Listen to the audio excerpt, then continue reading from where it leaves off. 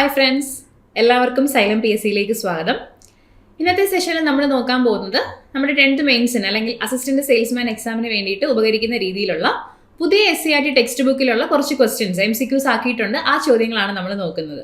അപ്പോൾ ഇപ്പോൾ കഴിഞ്ഞ പരീക്ഷകളൊക്കെ നോക്കുമ്പോൾ നമ്മുടെ മാറിയ ടെക്സ്റ്റ് ബുക്കിൽ നിന്നും കാര്യമായിട്ട് ക്വസ്റ്റ്യൻസ് ഒക്കെ വരുന്നുണ്ടല്ലേ.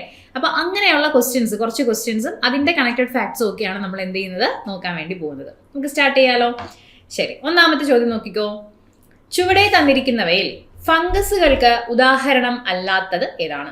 ഓക്കെ, ഫംഗസുകൾക്ക് ഉദാഹരണം അല്ലാത്തത് കാൻഡിഡ, ക്രിപ്റ്റോകോക്കസ്, ക്ലാമിഡോമോണസ്, ഹിസ്റ്റോപ്ലാസ്മ. ഏതാണ് ഫംഗസുകൾക്ക് ഉദാഹരണം അല്ലാത്തത്? ഓക്കെ, ഫംഗസുകൾക്ക് ഉദാഹരണം അല്ലാത്തതാണ് ചോദിച്ചിരിക്കുന്നത്. ഓക്കെ, അല്ലാത്തതാണ് ചോദിച്ചിരിക്കുന്നത്. ഏതാണെന്നറിയാമോ? ആൻസർ ക്ലാമിഡോമോണസ് ആണ്. ആൻസർ ഏതാണ്? ക്ലാമിഡോമോണസ്. ഇതൊരു ആൽഗയാണ്. ക്ലാമിഡോമോണസ് എന്ന് പറഞ്ഞാൽ ഒരു ആൽഗയാണ്. ബാക്കി മൂന്നും എന്താ ഫംഗസുകളുടെ എക്സാമ്പിൾ ആണ്.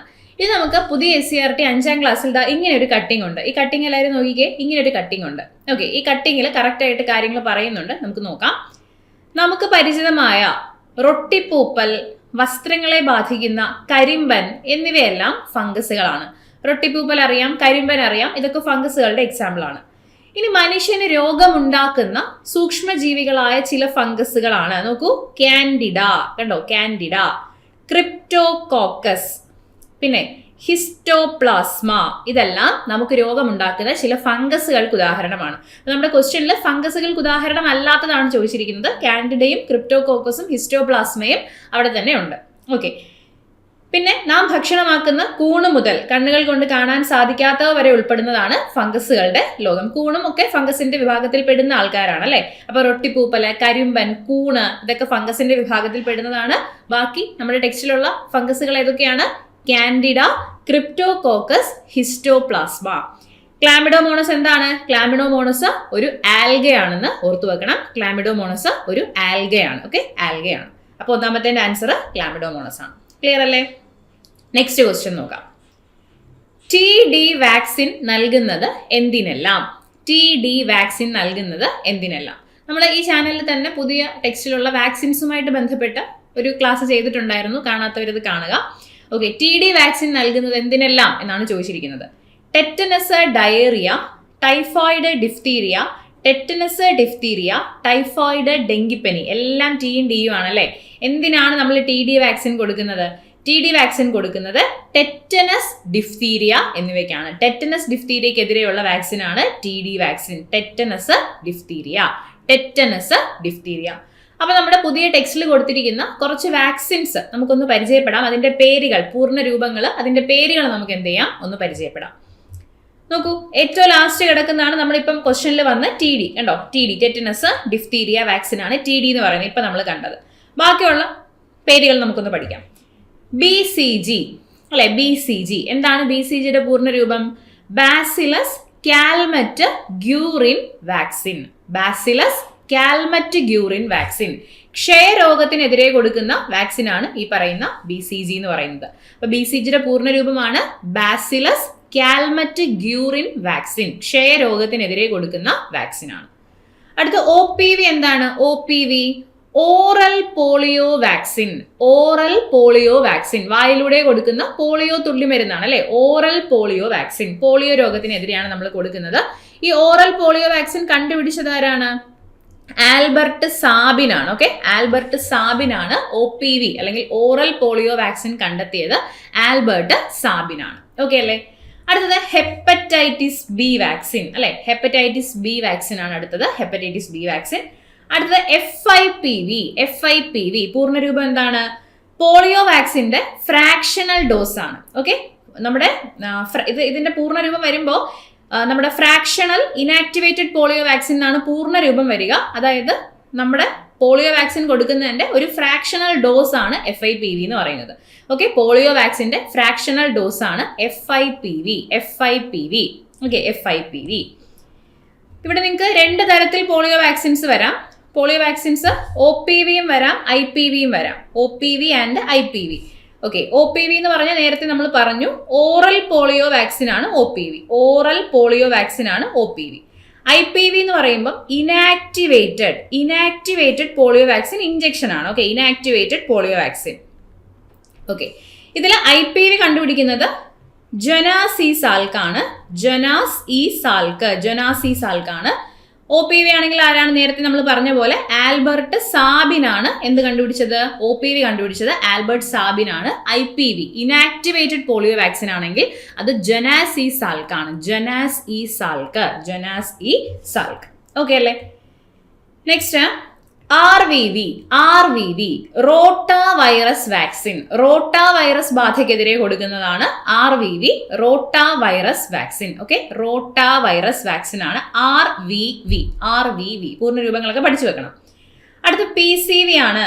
PCV pneumococcal conjugate vaccine. ഇത് ന്യൂമോകോക്കൽ ഇൻഫെക്ഷൻസിനൊക്കെ കൊടുക്കുന്നതാണ്. അതായത് ന്യൂമോണിയ, പിന്നെ മെനിഞ്ചൈറ്റിസ് പോലത്തെ അസുഖങ്ങൾക്കൊക്കെ ചേർത്തിട്ട് കൊടുക്കാൻ പറ്റുന്ന ന്യൂമോകോക്കൽ ഇൻഫെക്ഷൻസിനൊക്കെ ചേർത്ത് കൊടുക്കുന്ന വാക്സിനാണ് PCV എന്ന് പറയുന്നത്. Pneumococcal conjugate vaccine. ന്യൂമോകോക്കൽ എഴുതുമ്പോൾ ഒരു P ഉണ്ട്, അതുകൊണ്ടാണ് ഇവിടെ PCV വന്നത്. ഓക്കെ, ന്യൂമോകോക്കൽ കേട്ടോ. ന്യൂമോണിയ എഴുതുമ്പോൾ P വരത്തില്ലേ, അതാണ്. അപ്പൊ ന്യൂമോകോക്കൽ കോൺജുഗേറ്റ് വാക്സിൻ ആണ് ഇത് PCV. Pneumococcal conjugate vaccine PCV. അടുത്ത MR എന്താണ്? MR measles rubella vaccine. ആണ് MR. Okay, measles rubella vaccine. അടുത്ത DPT എപ്പോഴും ചോദിക്കാറുണ്ട് അല്ലേ? DPT എന്നുള്ളത് എന്തിനൊക്കെയാണ്? Diphtheria, pertussis, tetanus. ഇതിൽ പെർട്ടൂസിസ് എന്താ? പെർട്ടൂസിസ് എന്ന് പറഞ്ഞാൽ വില്ലൻ ചുമയാണ്. അവിടെ DPT രോഗത്തിൽ തടയാൻ സാധിക്കാത്ത രോഗം ഏതെന്ന് പറഞ്ഞ് ചോദിക്കാറുണ്ട്. അവിടെ പോളിയോ ആൻസർ ആയിട്ട് കൊടുക്കാറുണ്ട്. ആ DPTയുടെ P കാണുമ്പോൾ പോളിയോ ആയിട്ട് തെറ്റിദ്ധരിക്കപ്പെടും. പോളിയോ അല്ല, അത് പെർട്ടൂസിസ് ആണ്, വില്ലൻ ചുമയാണ്. Okay, diphtheria, pertussis, tetanus. Okay, അതാണ് DPT എന്ന് പറയുന്നത്. DPT. ഓക്കെ, നെക്സ്റ്റ് TD നമ്മൾ പറഞ്ഞത് തന്നെയാണ്. ടെറ്റനസ് ഡിഫ്തീരിയ വാക്സിൻ ആണ് TD. Okay, tetanus diphtheria vaccine ആണ് ഏത്? TD എന്ന് പറയുന്നത്. Tetanus diphtheria vaccine. ഓക്കെ അല്ലേ? അപ്പൊ നിങ്ങൾ ഉറപ്പായിട്ടും എന്ത് ചെയ്യണം? ഈ വാക്സിൻസ് ഏതൊക്കെയാണെന്നുള്ളത് പഠിച്ചു വെക്കണം. പിന്നെ ഇത് കൊടുക്കുന്ന ആ ഒരു കാലയളവൊക്കെ നമുക്ക് ടെക്സ്റ്റിൽ കൊടുത്തിട്ടുണ്ട്. അതിന്റെ ഒരു വീഡിയോ സെപ്പറേറ്റ് ആയിട്ട് ഞാൻ ഒരു ഭാഗം ചെയ്തിട്ടുണ്ട്. ഓക്കെ, അപ്പൊ അത് കാണാത്തവരത് കാണുക. ടെക്സ്റ്റ് ബുക്ക് നോക്കുക. ടെക്സ്റ്റ് ബുക്ക് നോക്കിയിട്ട് അതെന്ത് ചെയ്യുക? പഠിക്കാൻ വേണ്ടി ശ്രമിക്കുക. ഇതൊക്കെ ഇമ്പോർട്ടന്റ് ആണ്. ഉറപ്പായിട്ടും നമുക്ക് വരുന്ന പരീക്ഷകളിൽ ഏതെങ്കിലുമൊക്കെ പരീക്ഷകളിൽ നമുക്ക് പ്രതീക്ഷിക്കാവുന്ന ഭാഗങ്ങളാണ് ഈ പറയുന്ന ഭാഗങ്ങളൊക്കെ തന്നെ. ഓക്കെ അല്ലേ? ശരി, അപ്പൊ TD വാക്സിൻ നൽകുന്നത് ടെറ്റനസ്, ഡിഫ്തീരിയ. ശരി, നെക്സ്റ്റ് ക്വസ്റ്റ്യനിലോട്ട് പോവാം. നെക്സ്റ്റ് ക്വസ്റ്റ്യൻ IRNSSന്റെ പൂർണ്ണരൂപം. Indian regional navigation satellite system, Indian remote navigation satellite system, Indian remote navigation satellite service ഇവയൊന്നുമല്ല. ഏതാണ് IRNSSന്റെ പൂർണ്ണരൂപം? Indian regional navigation satellite system. നമുക്ക് 5ാം ക്ലാസ്സിലെ പുതിയ ടെക്സ്റ്റിൽ തന്നെ സയൻസിന്റെ ഭാഗത്ത് തന്നെ ഉള്ള ഒരു പോയിന്റ് ആണ്. ഇവിടെ എഴുതിയിട്ടുണ്ട്. നാം വികസിപ്പിച്ച ഒരു സ്വതന്ത്ര പ്രാദേശിക ഗതി നിർണയ ഉപഗ്രഹ സംവിധാനമാണ് Indian regional navigation satellite system അല്ലെങ്കിൽ IRNSS. Okay, Indian regional navigation satellite system അല്ലെങ്കിൽ IRNSS. GPS-ന് സമാനമായ ഇന്ത്യൻ സംവിധാനമാണിത്. ഓക്കെ, GPS-ന് സമാനമായിട്ടുള്ള ഇന്ത്യൻ സംവിധാനമാണ് ഈ പറയുന്ന IRNSS എന്നുള്ളത്. പൂർണ്ണരൂപം ഉറപ്പായിട്ടും നോക്കി വെക്കാം. ഓക്കെ, പൂർണ്ണരൂപം ഉറപ്പായിട്ടും നോക്കി വെക്കാം. നെക്സ്റ്റ് ക്വസ്റ്റ്യൻ നോക്കാലോ. നെക്സ്റ്റ് ക്വസ്റ്റ്യൻ, ഡിസംബർ മാസത്തിൽ സന്ധ്യാസമയത്ത് കിഴക്കൻ ചക്രവാളത്തിൽ കാണപ്പെടുന്ന നക്ഷത്ര ഗണമാണ്. ഓക്കെ, ഡിസംബർ മാസത്തിൽ സന്ധ്യാസമയത്ത് കിഴക്കൻ ചക്രവാളത്തിൽ കാണപ്പെടുന്ന നക്ഷത്ര ഗണമാണ്. നക്ഷത്രഗണവുമായിട്ട് ബന്ധപ്പെട്ട ക്വസ്റ്റ്യൻസ് ഈ അടുത്ത കാലത്ത് നടന്ന പരീക്ഷകളിൽ ചോദിച്ചിട്ടുണ്ടായിരുന്നു കേട്ടോ. വേട്ടക്കാരൻ, ആൻഡ്രോമീഡ, സപ്തർഷികൾ, ബിഗ് ഡിപ്പർ. ഏതാണ് ഡിസംബർ മാസത്തിൽ സന്ധ്യാസമയത്ത് കിഴക്കൻ ചക്രവാളത്തിൽ കാണപ്പെടുന്ന നക്ഷത്രഗണം? അത് വേട്ടക്കാരനാണ്. വേട്ടക്കാരന്റെ ഇംഗ്ലീഷ് വാക്ക് എന്താണ്? ഓറിയോൺ അല്ലെ. വേട്ടക്കാരൻ എന്ന് പറഞ്ഞാൽ ഓറിയോൺ ആണ്. അപ്പൊ നക്ഷത്രഗണം എന്ന് പറഞ്ഞാൽ അറിയാലോ, നക്ഷത്രങ്ങളുടെ കൂട്ടമാണ്. ഒരു നക്ഷത്രങ്ങളുടെ കൂട്ടം ഉണ്ടാവും, അതിനെ നമ്മൾ ചേർത്ത് വരയ്ക്കുമ്പോൾ നമുക്ക് ഏതെങ്കിലും ഒക്കെ ഒരു ഷേപ്പ് കിട്ടും. ഓക്കെ, ഇപ്പൊ ഈ നക്ഷത്രഗണമായ വേട്ടക്കാരൻ അല്ലെങ്കിൽ ഓറിയോണിനെ അങ്ങനെ വിളിക്കാനുള്ള കാരണം എന്ന് പറയുന്നത് അതിനെ ചേർത്ത് വരയ്ക്കുമ്പോൾ ഒരു വാളും പിടിച്ച് ഒരു വേട്ടക്കാരൻ നിൽക്കുന്ന പോലത്തെ ഒരു രൂപമാണ് കിട്ടുന്ന. ടെക്സ്റ്റിലെ രൂപമൊക്കെ കൊടുത്തിട്ടുണ്ട്. അതുകൊണ്ടാണ് നമ്മൾ അതിനെ വേട്ടക്കാരൻ അല്ലെങ്കിൽ ഓറിയോൺ എന്ന് വിളിക്കാനുള്ള കാരണം കേട്ടോ. അപ്പൊ അതാ കണ്ടോ, കറക്റ്റ് സെന്റൻസ് അങ്ങനെ തന്നെ ഉള്ളതാണ്. ഡിസംബർ മാസത്തിൽ സന്ധ്യാസമയത്ത് കിഴക്കൻ ചക്രവാളത്തിൽ കാണാവുന്ന നക്ഷത്രഗണമാണ്. ഇതിലെ നക്ഷത്രങ്ങളെ തമ്മിൽ യോജിപ്പിച്ചാൽ ഒരു വേട്ടക്കാരന്റെ രൂപം നമുക്ക് സങ്കല്പിക്കാനായിട്ട് കഴിയും. ഗ്രീക്കുകാർ അവരുടെ ഐതിഹ്യത്തിലെ വേട്ടക്കാരനായ ഓറിയോണിന്റെ പേരാണ് ഈ നക്ഷത്രഗണത്തിന് നൽകിയിരിക്കുന്നത്. അപ്പൊ ഗ്രീക്കുകാരുടെ ഐതിഹ്യത്തിലുള്ള ഒരു വേട്ടക്കാരനാണ് ഓറിയോൺ. അപ്പൊ അതിന്റെ പേരാണ് ഈ ഒരു നക്ഷത്രഗണത്തിന് എന്ത് ചെയ്തിരിക്കുന്നത്, നൽകിയിരിക്കുന്നത്. ഓക്കെ അല്ലേ? അപ്പോൾ വേട്ടക്കാരൻ അല്ലെങ്കിൽ ഓറിയോൺ ആണ് ആൻസർ. നെക്സ്റ്റ് നമുക്ക് നോക്കാം. ഇത് പ്രസ്താവന ക്വസ്റ്റ്യൻ ആണ് കേട്ടോ. ആൽഫ സെഞ്ചുറിക്ക് സൂര്യനേക്കാളും വലിപ്പമുണ്ട്. ഒന്നാമത്തത്, സൂര്യൻ ഭൂമിയിൽ നിന്ന് 15 കോടി കിലോമീറ്റർ അകലെയാണ് സ്ഥിതി ചെയ്യുന്നത്. ഭൂമിയുടെ ഏറ്റവും അടുത്തുള്ള ആകാശഗോളമാണ് ചന്ദ്രൻ. ഇതിൽ എന്താണ് ഈ പറയുന്നതിൽ ആൻസർ കറക്റ്റ് ആയിട്ട് എന്താ വരുന്നത്? ഇതിൽ ആൽഫ സെഞ്ചുറിക്ക് സൂര്യനേക്കാളും വലിപ്പമുണ്ട്. ദാ ഇവിടെ നോക്കിക്കോ, ഇത് കണ്ടോ, ആൽഫ സെഞ്ചുറിയും സൂര്യൻ. ഇത് ആൽഫ സെഞ്ചുറിയാണ്, ദാ ഈ കാണിച്ചിരിക്കുന്ന ആൽഫ സെഞ്ചുറിയാണ്. ഇത് ദാ സൂര്യനാണ്. ഉറപ്പായിട്ടും ആൽഫ സെഞ്ചുറിക്ക് സൂര്യനേക്കാളും വലിപ്പം ഉണ്ടല്ലോ. ഉറപ്പായിട്ടും സൂര്യനേക്കാളും വലിപ്പമുണ്ട്. അപ്പൊ ആൽഫ സെഞ്ചുറിക്ക് സൂര്യനേക്കാളും വലിപ്പമുണ്ട്. സൂര്യൻ ഭൂമിയിൽ നിന്നും 15 കോടി കിലോമീറ്റർ അകലെയാണ് സ്ഥിതി ചെയ്യുന്നത്. തീർച്ചയായിട്ടും സൂര്യൻ ഭൂമിയിൽ നിന്ന് 15 കോടി കിലോമീറ്റർ അകലെയാണ് സ്ഥിതി ചെയ്യുന്നത്. കണ്ടോ, ഭൂമിയിൽ നിന്ന് 15 കോടി കിലോമീറ്റർ അകലെയാണ് നമ്മുടെ സൂര്യൻ സ്ഥിതി ചെയ്യുന്നത്. ഈ 15 കോടി കിലോമീറ്ററിനെ നമ്മൾ ഫിസിക്സിൽ ഒരു പേര് വിളിക്കുമല്ലോ, 15 കോടി കിലോമീറ്റർ എന്നെ വിളിക്കുന്ന ഒരു പേരുണ്ടല്ലോ, ഒരു അസ്ട്രോണമിക്കൽ യൂണിറ്റ് എന്ന് വിളിക്കും അല്ലെ. സൂര്യനും ഭൂമിക്കും ഇടയിലുള്ള ശരാശരി ദൂരമാണ് ഒരു അസ്ട്രോണമിക്കൽ യൂണിറ്റ്. അതായിരിക്കും 15 കോടി കിലോമീറ്റർ എന്ന് പറയുന്നത്. സൂര്യനും ഭൂമിക്കും ഇടയിലുള്ള ഏകദേശ ദൂരം, ശരാശരി ദൂരമാണ് നമ്മൾ ഒരു അസ്ട്രോണമിക്കൽ യൂണിറ്റ് എന്ന് വിളിക്കുന്നത്. ഈ ഒരു അസ്ട്രോണമിക്കൽ യൂണിറ്റിന് തുല്യമായിട്ടുള്ള അളവാണ് 15 കോടി കിലോമീറ്റർ കേട്ടോ, 15 കോടി കിലോമീറ്റർ. അപ്പൊ സൂര്യനും ഭൂമിയും തമ്മിലുള്ള അകലം ഏകദേശം 15 കോടി കിലോമീറ്റർ ആണ്. അത് ശരിയാണ്. ഭൂമിയുടെ ഏറ്റവും അടുത്തുള്ള ആകാശഗോളമാണ് ചന്ദ്രൻ. ശരിയല്ലേ? ഭൂമിയുടെ ഏറ്റവും അടുത്തുള്ള ആകാശഗോളമാണ് ഏത്? ചന്ദ്രൻ എന്ന് പറയുന്നത്. അപ്പൊ എല്ലാം ശരിയാണ്. തന്നിരിക്കുന്ന എല്ലാ കാര്യങ്ങളും ശരിയാണ്. ഈ ടെക്സ്റ്റിൽ നോക്കിക്കോ, ഇത് കണ്ടോ, ആൽഫ സെഞ്ചുറി എ അല്ലെ, 16 ലക്ഷം ഭൂമിയെ ഉൾക്കൊള്ളാവുന്ന വലിപ്പമുണ്ട്. 16 ലക്ഷം ഭൂമി ഒന്ന് ആലോചിച്ച് നോക്കൂ. നമ്മുടെ ഭൂമി പോലെ 16 ലക്ഷം ഭൂമിയെ ഉൾക്കൊള്ളാനുള്ള അത്രയും വലിപ്പമുണ്ട് ആൽഫ സെഞ്ചുറിക്ക്. ഭൂമിയിൽ നിന്ന് ഏകദേശം 40 ലക്ഷം കോടി കിലോമീറ്റർ അകലെ, 40 ലക്ഷം കിലോമീറ്റർ അല്ല, 40 ലക്ഷം കോടി, 40 ലക്ഷം കോടി കിലോമീറ്റർ അകലെയാണ് ഭൂമിയിൽ നിന്നും ആൽഫ സെഞ്ചുറി ഉള്ളത്. 40 ലക്ഷം കോടി കിലോമീറ്റർ അകലെ.